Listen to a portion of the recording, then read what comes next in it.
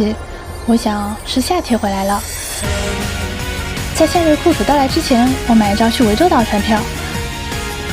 这一次我想去海边，再翻跳一次 AKB 最经典夏日单曲之一《马尾与发圈》。哦对，还没和大家介绍 AKB 呢。那我们长话短说，在10年前，我14岁，看了部 AKB 主演日剧《真假学院》，就开始去考古他们的历史。现已经在日本家喻户晓的他们，其实一开始是从成员亲自派发传单的地下剧场开始。作为养成系偶像，你可以看着他们从12、13岁的稚嫩一点一点成长，直到在舞台上成为闪闪发光的存在。而我的青春好像就被这群努力的女孩子们所占据了。我会留和妈月的田乐海，玩上百集他们的综艺，甚至还加入一支舞团，专门翻跳他们的舞蹈。大家好，我是 S17的小阮，大家可以叫我小阮。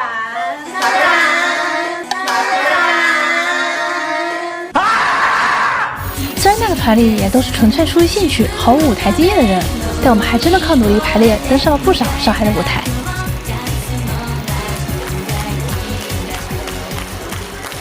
但是好景不长，从12年之后，我熟悉的成员们相继从 AKB 毕业了。虽然还有很多后备成员在，但失去了神奇的 AKB 好像就没有当初的感觉了。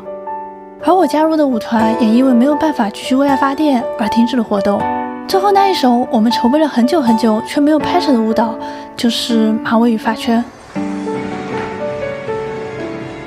于是我想着，这次能去涠洲岛的话，就可以自己再去海边录一遍，也算是补上青春的遗憾了。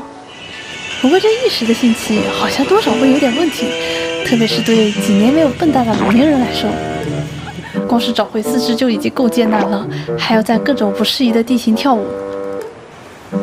谢谢大哥，您绕一下吗？不过好在涠洲岛天气还算给力，我骑着小电驴在岛上东奔西跑2整天，日出就往东边跑，日落就往西边跑，终于赶在回程前录完这首歌。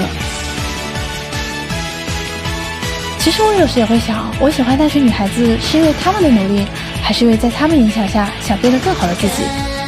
？10年之后，她们已经不会用偶像的标签了，她们有的成为了更优秀的演员，活跃在各种荧幕上，有的成立了自己的品牌，进入了时尚领域，也有的选择淡出娱乐圈，开始自由的人生。而我也从初中到了大学毕业，虽然再也没有登台演出的机会，但所幸我也在坚持我更喜欢的事情。我们去逛逛涠洲岛。而当我在洒满阳光的海边再次放出这首歌，那个夏天的感觉好像又都回来了。我不知道再未来的10年我们会变得怎么样，但我想只要努力过的夏天就能永远闪绿。